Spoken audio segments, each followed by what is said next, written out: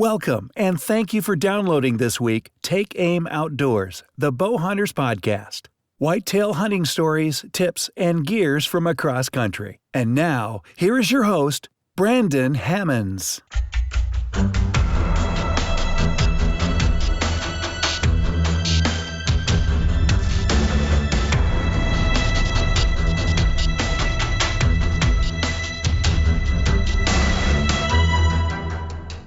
Okay, hey now. We are back and live, brand new episode of Take Aim Outdoor Podcast, and excited to be with you guys today. This podcast is basically going to be devoted to the weekend I just had, do-it-yourself, DIY style plans for Iowa for 2017. So this weekend we did a do-it-yourself scouting trip, and basically went to check on some leads of property that we had, and kind of let me back up, but a bunch of you probably know already, the effort you have to put in to Iowa as a bow hunter. It takes years of putting in points to draw, at least 3 or 4 points for majority of us. And I probably started this process 10 years ago, and then just every year got, hooked up to go hunt here or hooked up go here or a lease. And this was the year I just said no leases. I'm going to do it yourself, state land hunt in Iowa, and, put in for what will be my 4th point. So I should be guaranteed, hopefully, a lock to draw. But myself, good buddy of mine, mostly hunting buddy, Scotty Goodwin, and my other very good friend for, 2 decades now, Mike Samojedin, we went to Iowa, and we left Michigan Thursday afternoon, got into Iowa late Thursday night, and woke up Friday morning right at daylight, got going, went and met up with the lead we had on a piece of ground around the Des Moines area. And it was very tempting because we had heard and seen success of deer that had come off this ground. And, anytime you have 1 or 2 buddies, even if it was 10 years ago and they had success on a piece and they give you, some information, it seems to start off the right way. This was basically a campground that had just a small chunk of land, like 55 acres, and it kind of landlocked a lot of access to some state ground. So we had permission on this campground to access the private land to get to the state ground. And like I said, we had already knew 2 buddies that had successfully killed just, great Iowa deer maybe 10 years back. And nobody'd been there since, and we thought it was worth a shot, so we go check it out, and we did. We were at the campground at 8 a.m. Friday morning, and started the process, knocked on the door, talked to the owner, got as much information from him as we possibly could, and kind of just went from there, and it was, it was a gloomy day. It was super windy, which doesn't make anything very fun, but this was all what I would call bottom ground or low ground. It had a bunch of low ground that had all kinds of runoff from the rivers. And so what that did was it didn't give you any kind of, let's say, structure. It's a bunch of black muck, bunch of cattails, a bunch of marsh-like. It would be a phenomenal piece of ground if you were a waterfowl hunter. You could probably even gun hunt it and be successful. And I mean, there's so much ground there that I'm sure deer get 5, 6, 7, 8 years old in Iowa in some of these spots. But what it was just too hard to access, and there was a lot of human footprint and just traffic. I mean, you could see tire tracks, you could see garbage, littering, water bottles, shells, you name it, you could see it. Still had tons of deer sign, like I said, but it was just very hard to access. The deer would see you coming majority of the time. There wasn't anything that I would say, again, going back to use the word structure, that would give you any kind of bottlenecks, any kind of, just change where you can kind of, try to pinpoint a deer or pattern one, because it's just this huge open ground that can be anywhere, go anywhere. There wasn't, the direction to say, hey, deer are going to be coming out in this area to head to this food source. So really, to spend a week in Iowa and burn these points, it was not the ground that we wanted to be using. So anyways, with that said, we decided that we had walked enough and seen enough, basically human footprint to kind of say that it's not the area for us. A lot of guys are accessing it. It's also a area where there's a boat docking area, so you can, or boat launch, I should say, so you can launch your boat and get on some of those rivers.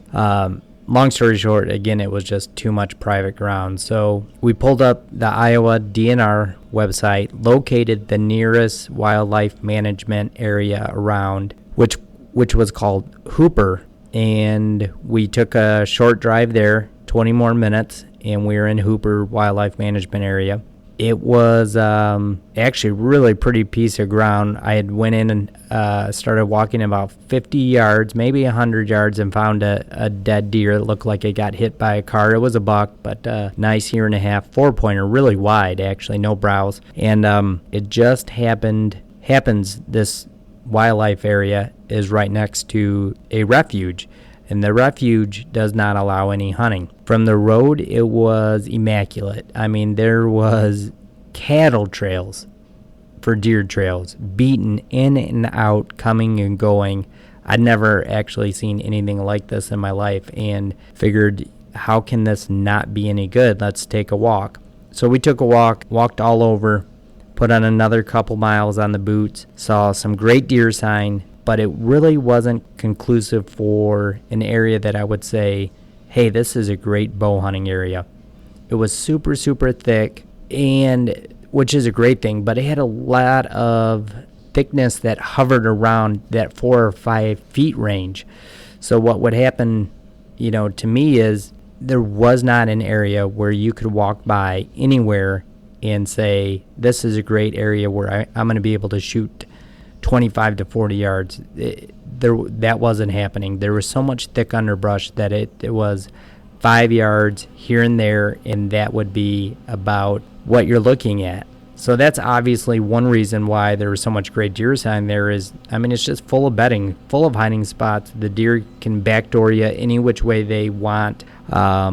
We didn't find any sheds. Found, like I said, just tons of deer droppings, deer sign, deer trails, but nothing as far as like big rubs, big scrapes, that kind of stuff. So we're now kind of 0 for 2 and starting to scratch our head like, what in the heck are we going to do? Man, this is starting to come kind of brutal. So we're sitting here scratching our head, and you're kind of like, what the heck, man? We had an invite to some private ground, secluded public ground, gave us this access that most people don't get. So now we're 0 for 2 and wondering what the heck we're going to do. So basically, again, we kind of start to utilize the Iowa DNR website. We're trying to pull up as much ground as we can. We only got 2.5 days to do this, and we're through day 1 now. It's pretty well shot. So, we decided to get back, a hotel in Des Moines, clean up, get some dinner. But as we're doing all that, we're reaching out to people, we're talking to people, trying to brainstorm, do all this stuff. Well, luckily, we did get a lead on another piece of ground that somebody suggested to go check out. And right off the bat, I was a little more excited. It was 50 miles in the other direction, and it was really off the beaten trail. It's out in the middle of nowhere, which is something I really like. There was no big towns close to it. That alone kind of made me believe, well, maybe we're on the right track and there's going to be a lot less human pressure. Because without a doubt, that's one thing that I think, as we look for sign, we should also look for sign, from humans. And, one thing I did was I checked the parking scenario, like where we parked, actually got out, and I looked for, just fresh tire tracks. I know that sounds funny, but just checking. That kind of lets you know maybe somebody's already been in their shed hunting, looking for deadheads, or doing what I'm doing. Well, the parking lot was not very busy at all. There was no fresh tracks, so I thought that was a really good sign. And as we kept going, I didn't notice anything else as far as, water bottles, I didn't notice garbage. I didn't notice any of that stuff. So I was pretty excited about that as well. And, we get out after we just kind of had checked, like I said, the parking lot and all that good stuff. And we get out and pull up the aerial photo of the ground we're walking. Try right away to kind of figure out which way the wind's blowing and which way you probably think the dominant wind is for this piece of ground. So we did that and basically just went on a long walk. And I want to say we put on 4 miles the second day. A lot of that is, back and forth and zigzagging, taking your time doing some stuff like that. And man, right out of the gate, I should say, we found just a tremendous amount of sign. I was so impressed, man. So impressed with the amount of deer tracks, the amount of, buck rubs, the amount of cedars that you could tell, like the underside of a cedar branch that had been raked. Maybe a buck didn't spend a lot of time there, but what he did was he raked his antlers and maybe just moved on. That kind of stuff was everywhere. Those, I call them Russian olives. Some people call them Pala olives. I don't know, but they're, it's like a type of material that's, a bush. And those things were broke everywhere. Every one of those, some of those get as thick as, 50-cent piece, if not thicker. And they it looks like wood. So for a deer to be able to snap one of those things over and over and over, I was like blown away. I'm like, there is all kinds of buck activity on this property. So that was a super great sign. And then to go along with that, started to see some scrapes, started to see some rubs. Again, kept looking for human sign as well. As far as tree stands, didn't see any. I know in Iowa you are, supposed to take them down or they will take them, being the state, and they'll auction them off. But so you don't want to leave them up all year on, a piece of state land. But didn't see anywhere where I noticed branches were trimmed.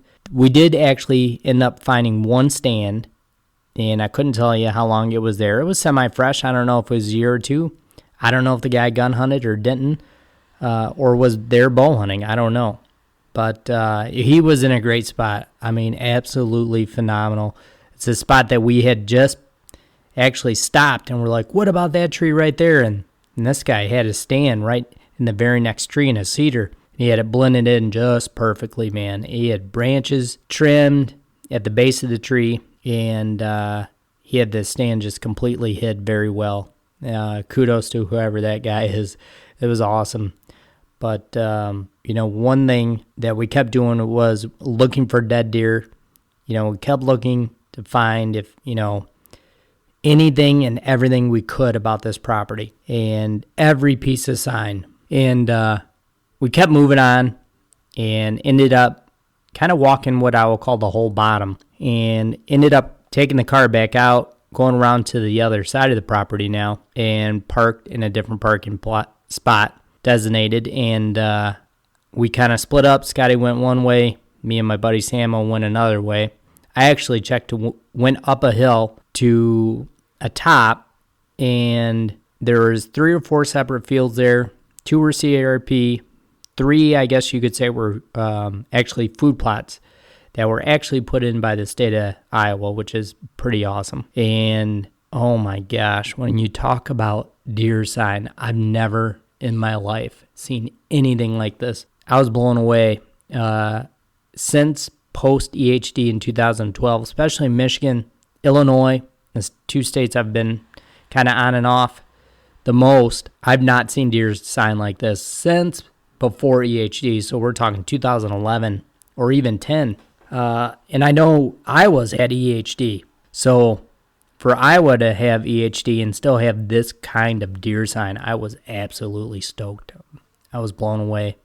I was acting like a child because I could not believe every 5 feet we'd see deer crap, and then more deer crap, and then more deer crap. And I think lots of times that, to go along with reading sign, kind of gets overlooked. When you see that much deer crap every 5 or 10 yards, you know that there is a great number of deer in that area. And this area on the edges of the food plots, it was just set up for big buck heaven. It was bucking material. It had fence rows between these plots. The topography changed just a little bit, secluded, and I mean, I've never seen anything like this where every other tree literally had a scrape. And I'm not talking just like saying 1 or 2 on a side, every other tree. I'm talking 10 trees on one of these edges would be scraped. Then you come to another edge or another corner, it would be scraped. This went on and on and on throughout the whole section. And so I'm trying to read the sign. I'm trying to pick out good trees. I'm trying to figure out, again, the wind direction, because now I'm up on this top and not in the bottom anymore. So I'm trying to put all that stuff together. And one cool tip that I did is, I walk around quite a bit with my binos. So I stayed on top. These were really huge bottoms where the timber were. It looked to be 100 feet across, and I'm not kidding you, 60, 70 feet deep. So it'd be a lot to walk it all. Well, I didn't walk it all, but what I did do was in each location or anywhere where I thought that ridges came together or the topography changed, I would stay in there, take my binos and glass all of that down the bottom and then back up the other side. And then the same thing for the other side, anywhere where it changed, I would glass that area. And you'd be shocked what you can cover, just doing that alone. You can cover so much with your binos. I could see deer trails. I could see rubs. It gave me a great indication of where deer were coming or going or staying in that ridge down at that bottom. So that was pretty cool. Just being able to see so much sign, being from Michigan, getting to just do it, in my opinion, if you're a bow hunter, there's very few places, if you don't live in Iowa, there's few places on earth that you're super excited to go to or super excited to, say as a bow hunter, this is kind of a dream trip. And state land or not, Iowa's a dream. And to set this goal to go out there on state land and just try to shoot a, mature buck. And that's the goal. I don't care if he's 4.5. I don't care if he's 5.5. That's the goal. And I don't care if he's a 4.5 that scores 130 or 5.5 that scores 130. Even though it's Disneyland for bow hunters, I'm going to Iowa with real expectations. And that is just to shoot an older deer. Man, would I love to shoot a booner? Heck yeah. Will it happen? God only knows. God willing. I hope it does. But that was just some of the stuff we kind of got to see and got to do in Iowa. But the Iowa DNR, the Iowa website, very easy to maneuver. Gives you laid out maps, topo maps, aerial photos. They do such a great job. I could only wish that other states kind of followed Iowa's blueprint because I was blown away. I mean, for me to operate some of the stuff on Michigan DNR website, you basically need a freaking rocket, aeronautical, 5 degrees, being sarcastic, but you guys know what I'm getting at. It's a pain in the ass. So for Iowa's website, the detail they put in the website and all the great stuff they do, even the food plots, I mean, just like doing that kind of stuff for the hunters, I was blown away. So, but yeah, that's some of the stuff we learned, some of the experiences we had, the highs and lows. I really wish that I could make it back out there one more time before hunting season. God willing, I'm gonna. I would love to get out there in, maybe late August and just be able to glass some of those fields, see some of those Iowa velvet giants, because that's the time of year to do it. But it would be so exciting to do that. So hopefully I make it back out one more time. One thing I forgot to mention, this section we were in actually had two different spots of public access in public land, and we missed a whole section, little did we know, just around the block, and that section was twice as big. So, it's one thing to do, some of these websites like the Iowa DNR website on your phone versus a laptop, it just seems to change stuff. And, those web pages don't load the same. So for whatever reason, it didn't load the same, and we missed out on probably another 1,000 acres right around the corner. So, you get back, you do your research when you get back, and that's what I've been doing. And the minute I got back, I was like blown away. A little bit disappointed that we didn't get to see it. We probably wouldn't have had time to walk as much as we did. I think in 2 days we walked 14 miles, and probably wouldn't have had that much more time, but would have liked to have the option at least. And that piece looks even better. So I guess something exciting just for the fall, to get here. And maybe that's the first thing I do when we go to hunt is just go there, throw up a stand on that section and try to learn it, hunt it that evening and see what I see. Just right off the bat, carry a stand in off my back, read the sign right then, throw a stand up. And as the week goes on or the next day progresses, hunt the spots that I've already previously scouted, or vice versa. If those aren't, I'm not seeing productivity the way I should be in the spots that I've already scouted, I can maneuver over there. But good news for us, it was right around the block and very close. We also did some door knocking. So we knocked on some doors. Actually got permission on a little section that butts right to the state land, which is really nice. It's small. I mean, it is all timber, which is really nice. And it was a big bottom and runs the bottom right into the state ground.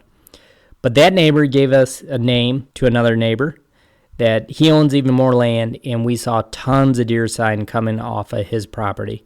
And he said, we'll ask him, but he said 100% he would let you guys in there for us to have access or at least to bow hunt some of that property. Apparently he's only a gun hunter, and the neighbor told us he was so cool, so cool. But he told us that they'd be happy for us to stop and shoot some deer. That would be no problem. But he was such a nice guy. And that's one thing, man. I hate, walking up to doors and knocking. But he was extremely nice. He was one of the nicer guys for sure. We had actually stopped the day before at the other area and knocked on a door and kind of got the exact opposite response. He was no fun, didn't want to talk. We had back up in his driveway a certain way. It was really kind of comical. But hey, you never know what you're going to get, and that's just kind of the nature of the beast, so to speak. But so that's it. That's kind of, I think, everything I have in my notes that we kind of covered and tried to accomplish. So, excited, just ready to do it, and hopefully we can kind of merge this story come November when we're there for the Iowa Rut. So that's it. We'll see you guys next week. And as you know, check out the Outdoor Podcast channel. We're just added our third new show in 2 weeks. For those of you that don't know, new shows play every single day. New, different podcasts in one single RSS feed. So make sure you check that out. Make sure to take the time to give us a 5-star review. Also, Take Aim has its own feed on iTunes. Make sure to leave that a 5-star review as well. And as you guys know, you can find it every Tuesday or Wednesday live on podbros.com as well. And we'll see you guys next week.